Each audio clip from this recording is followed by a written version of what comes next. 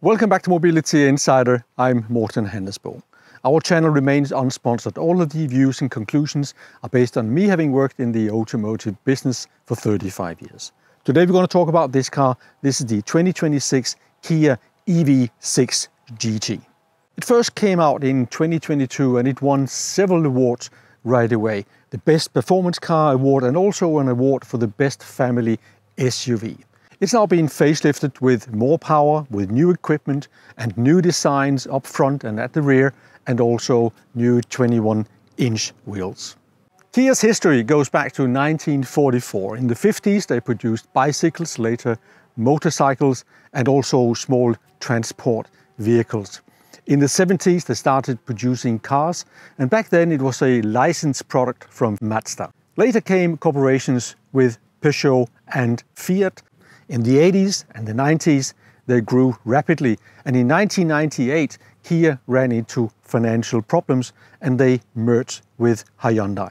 And that formed the Hyundai Motor Group as we know it today, including Kia, Hyundai and Genesis. This is the 2026 model of the Kia EV6 in the GT version. That car has a lot of power, 650 horsepower, 770 Newton meter when you activate the GT mode. Gives you a top speed of 260 kilometers per hour, and we tested the acceleration to be 3.54 seconds from 0 to 100. The EV6 is a fairly large vehicle. It measures 4.70 meters in the length, 1.90 meters in the width, plus the mirrors.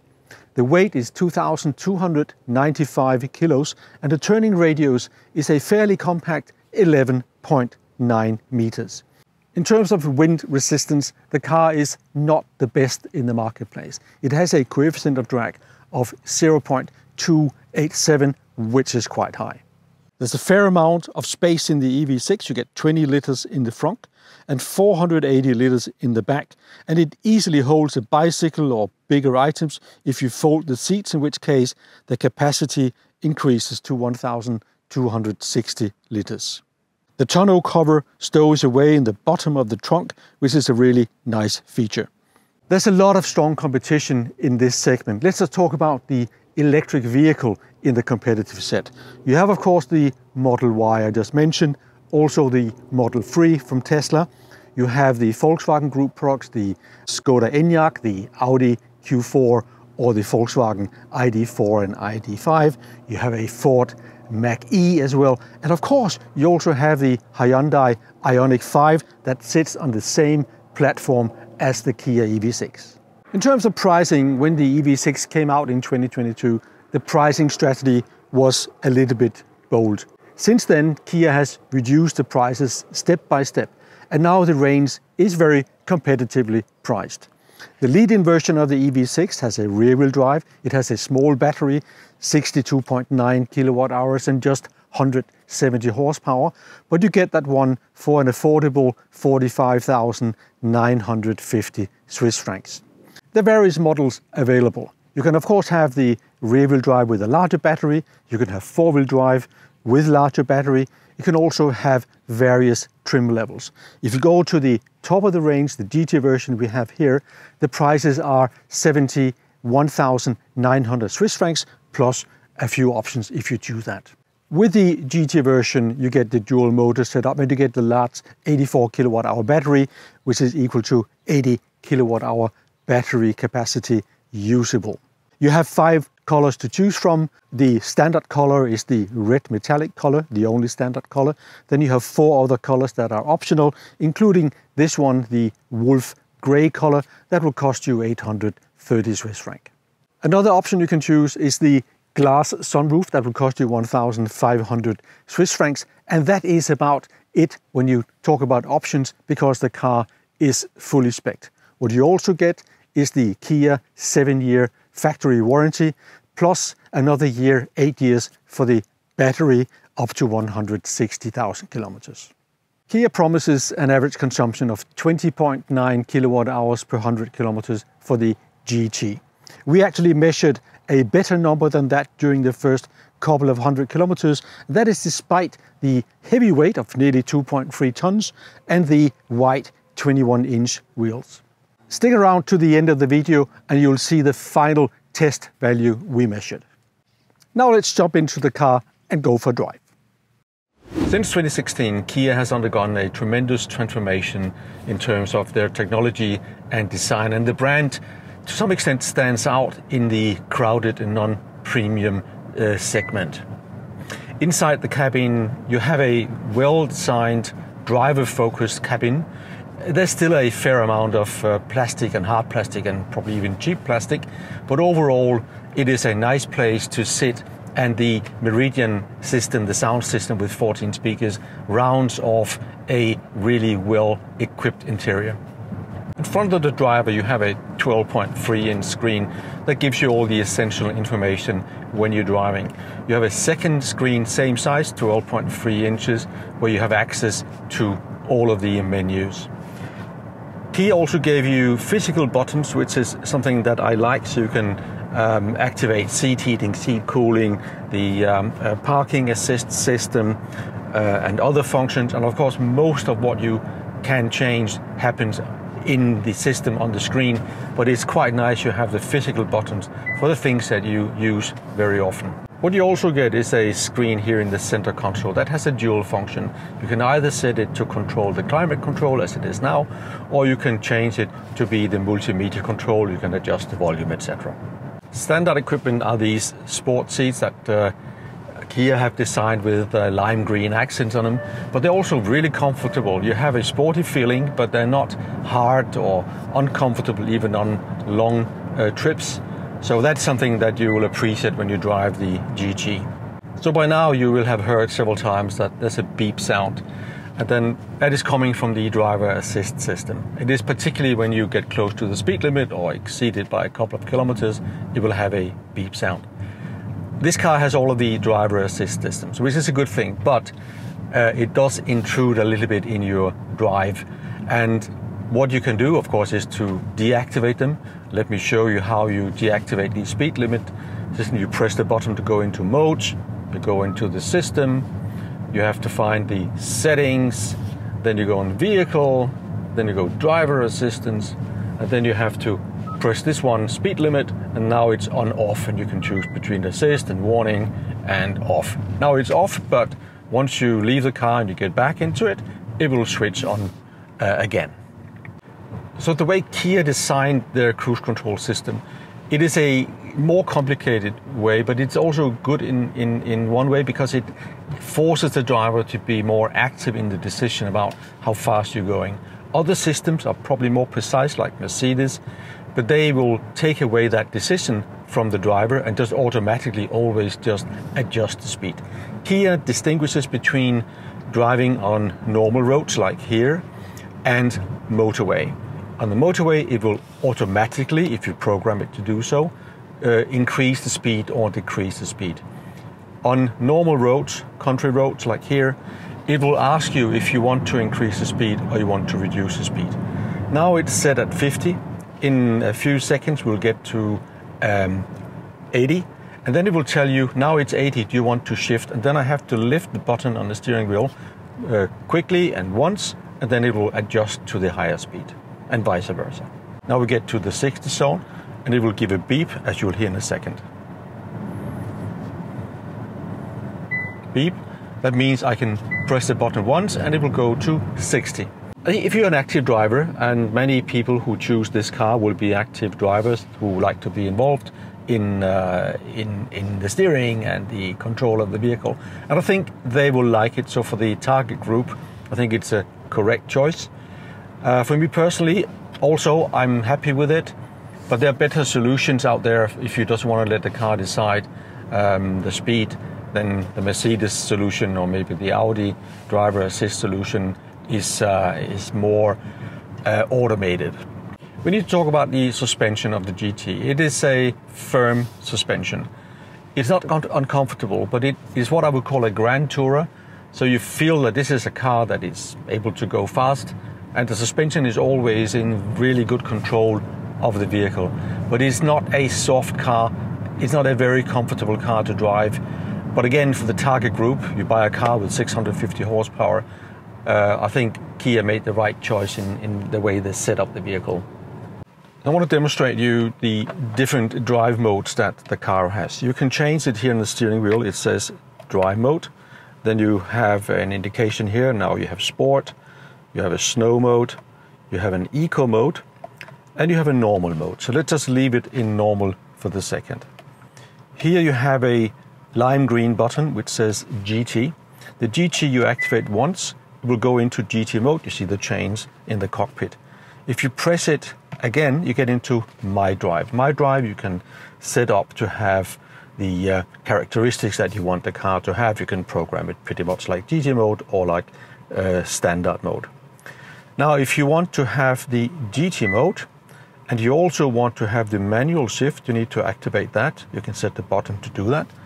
Now it's activated and it will have a manual shift mode. Let me show you how that works. So now it's in first gear, second gear. I don't know whether you can hear it, but this is like driving, you know, a normal manual car, just an electric car. It's a bit of a gimmick. Some may like it, some may not, but of course you can always just change the drive mode. You press the button on the steering wheel and you go back to normal and it's gone. With the immense power of the GT 650 horsepower, of course the car is very, very fast. I tested the acceleration 0 to 100 to be 3.54 seconds, which is the level of a Porsche Taycan 4S. So it is really very, very fast. You have to get the full power, you have to go into GT mode, and you also have a launch control of the vehicle. And when you do it, it is almost terrifying how fast the car is. And it's, I would say, unnecessarily fast, but that's the beauty of powerful electric cars. In terms of interior space, you get a lot of leg room, you get a lot of shoulder room, but where the car does not offer that much space compared to some of the competition is in the height. Because first of all, you have a car that is lower, and you also have a sunroof in this car, and the sloped design at the end of the vehicle also takes away some headspace. So if you're a normal size 180, you'll be fine, but if you are taller than that, you're probably going to have a feeling of little headroom. The car also has an excellent parking assist system. So, of course, you have cameras, 360-degree cameras, and they work really well. You can activate them here and you get fantastic resolution. You can also auto-park the car, so you drive to your parking lot, you find a vacant space, and the car will recognize that. Then you can step out of the vehicle, use your remote control, and the car will auto-park. Once it's auto-parked, and someone else has parked very close to your vehicle and it's difficult for you to get into it, you can also pull the car out using your key fob, and then you can get into the car more easily. So that's something that Kia has done excellently well, and it is a USP for them. I don't think anyone does it better than what Kia has offered. The car's navigation system also has a good route planner. So say you want to go to Berlin, the car will tell you, as you see here on the screen, where you can charge, how long you should charge there, to what state of charge to get the most efficient drive to your destination. Finally, Kia has made a really user-friendly app for the vehicle. You can control the temperature, you can see the consumption of the vehicle, you can see the location, you can open or lock the vehicle or control if you have locked the vehicle. That is one of the best apps I've seen in any brand over the last, I would say, 12 months. The efficiency is surprisingly good for me. I have now done 339 kilometers approximately. I have an average consumption of 19.5 kilowatt hours per 100 kilometers. The other day I did the standard test route. Standard test route is 57 kilometers with a good mix of highway, country road and city roads. And there I had a result of 17.8 kilowatt hours per 100 kilometers, which for a powerful car like the GT is actually very, very good. I really like the way the car drives. I also really like the way the car looks. And something that I also like is the build quality of the GT. In terms of how it drives, this car has a lot of high-tech, but it is usable high-tech that makes your everyday drive, living with the car, easier. Of course, it has a lot of power and the batteries are the latest level of charging speed and efficiency, and that is something that Kia deserves praise for. In terms of how the car looks, well, this is a sporty vehicle. It will appeal to a number of customers, and a number of customers will not like the sporty look of the vehicle. I personally do like it. Finally, the quality, the build quality, the perceived quality of the car as a driver in it, you will be very happy with that. You can see that Kia did make a few savings here and there if you sit as a passenger in the car where you have more cheaper plastic or harder areas in the cabin. But overall, for this segment, this is one of the very best vehicles in terms of quality. When you live with the EV6 in everyday life, you will appreciate some of the clever solutions that Kia has made for the car. Let me just give you one example, which is the rear hatch. You can program the opening and the closing of the rear hatch to have either a slow mode or a normal, faster mode. Is that important? Well, I think it is. If you have small children often running around in the car and you want to make sure that they don't get hurt, it is probably a clever solution. And that is something I never thought of, but Kia did. For 2026, the EV6 has a new battery, 84 kilowatt-hour gross battery capacity. That is combined with the two motors, but it also has clever solutions in terms of the charging speed up to 258 kilowatt. And what I like about this car is the recuperation. You can program it while driving in 3 different levels. You can have the car come to a complete stop using one pedal drive if you go to the maximum recuperation. And it also regenerates a lot of power from that. Just using the regenerative mode, it will add up to 150 kilowatt maximum regeneration.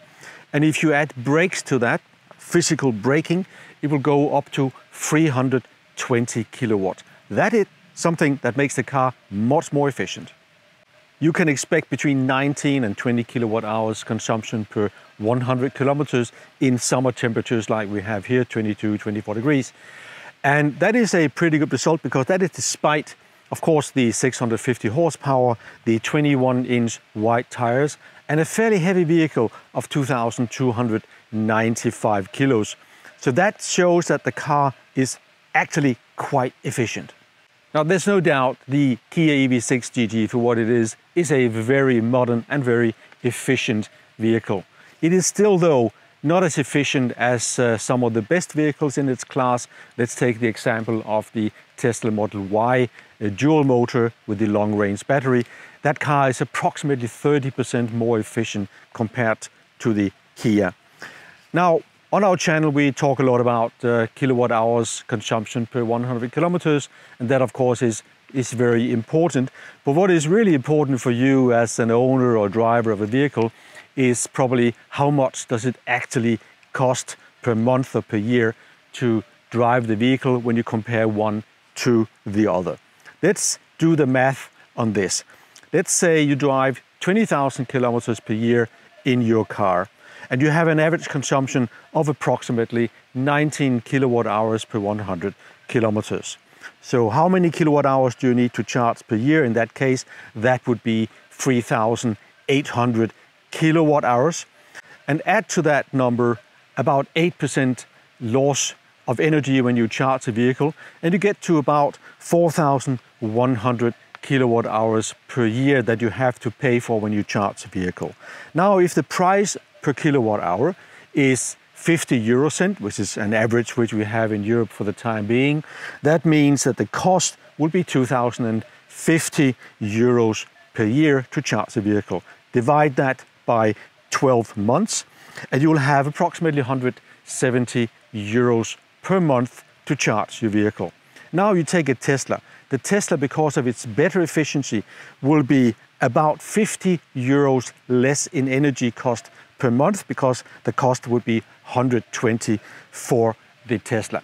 So the difference between the Kia and the Tesla is 50 euros per month, approximately, based on 20,000 kilometers per year. And then you can say, is it worth it to drive the Kia compared to the Tesla? That very much depends on your preferences. I think to many people, it will be worth the price of 50 euros more to drive the Kia compared to a Tesla. Now, in terms of the Kia brand, I like the way they have repositioned Kia over the last 10 to 15 years. I also really like the build quality. The build quality is one of the best in this segment, and it is certainly also a tick better than what Tesla offers. I also like the way the drive is, the feel, the sporty appearance of the vehicle, and the powertrain is really top. Much better charging speed than the competition, and certainly much better than Tesla. And the combination of the battery and the responsiveness of the whole powertrain is something that really appeals to me. Based on that, but also based on my feeling and experience after having driven the car for about 10 days, I've decided to give the Kia EV6 GT a full 4-star rating, because this is an excellent car. It drives well, it is priced reasonably, and it offers all of the attributes that a modern family will be looking for. Thank you for watching Mobility Insider. I hope you liked the video. If you know someone who wants to know more about the Kia EV6 GT, then please do share the video with that person. Don't forget to comment, subscribe and like the video, and I'll see you in the next one.